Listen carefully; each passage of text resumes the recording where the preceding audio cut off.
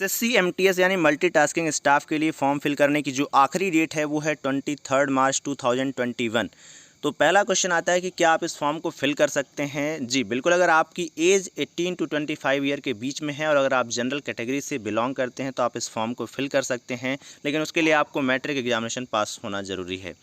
साथ ही साथ इस एग्ज़ाम का पेपर पैटर्न कैसा होता है उसके बारे में हम डिस्कस कर लेते हैं। बेहद आसान पेपर होता है और 2 टायर में इसका एग्ज़ाम लिया जाता है। पहला टायर आपका होता है जिसमें आपसे 100 क्वेश्चन पूछे जाते हैं। 90 मिनट्स का टाइम होता है जिसमें 25 इंग्लिश के क्वेश्चन होते हैं 25 मार्क्स के, 25 रीजनिंग के क्वेश्चन 25 मार्क्स के, और न्यूमेरिकल एप्टीट्यूड के क्वेश्चन 25 होते हैं 25 मार्क्स के, और जनरल अवेयरनेस के भी 25 क्वेश्चन। और आपको इसे कंप्लीट करने के लिए 90 मिनट्स का टाइम होता है, लेकिन पीडब्ल्यूडी के कैंडिडेट्स हैं तो उन्हें 120 मिनट्स का टाइम मिलेगा।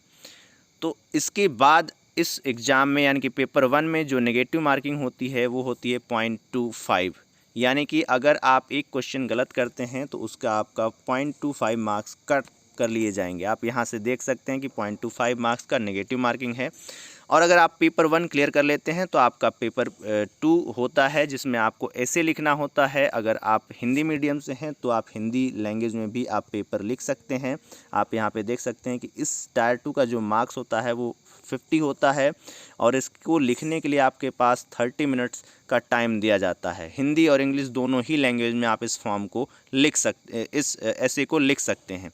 फिर इसके बाद आता है कि फ़ीस की। तो अगर आप जनरल ईडब्ल्यूएस या ओबीसी कैटेगरी से बिलोंग करते हैं तो आपकी जो फ़ीस है वो 100 रुपीज़ है, लेकिन female candidate ST SC OBC बाकी अदर कैटेगरीज़ के लिए कोई फ़ीस नहीं है।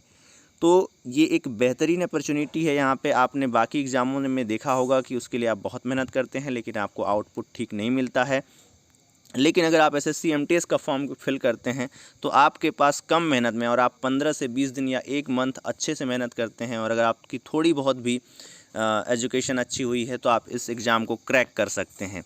इसके बाद आता है कि इसमें जो स्टेट वाइज प्रेफरेंसेस होते हैं उसे कैसे देना होता है। आपको एक बार मैं दिखा देता हूँ। आप यहाँ पे देख सकते हैं कि स्टेट्स के साथ साथ कोड्स भी गिवन हैं। यहाँ पे आप देख सकते हैं कि जैसे चंडीगढ़ का जो कोड है वो लेटर ए है और इसी तरह से बहुत सारे स्टेट्स हैं आपके यहाँ पे मैं दिखा देता हूँ। जैसे मध्य प्रदेश का आप देखते हैं तो मध्य प्रदेश का जेड है, वाई है, छत्तीसगढ़ का, त्रिपुरा का डब्ल्यू है। इस तरह से आपको लेटर्स में आपको कोड गिवन है, इसी तरह से नंबर्स में भी आप यहाँ पे कोड देख पा रहे होंगे। तो आपको ये फिल करना है जब आप स्टेट प्रेफरेंसेस दें। ये देखिए नंबर में भी कोड हैं और इसके जस्ट ऊपर आपको लेटर में कोड गिवन हैं। ये आपको कोड फिल करने हैं फॉर्म फिल करते समय जब आप स्टेट प्रेफरेंसेस दे रहे हों तब। आपको मैं स्टेट प्रेफरेंसेस का भी दिखा देता हूं कि कहां पे किस तरह से फिल करना होता है।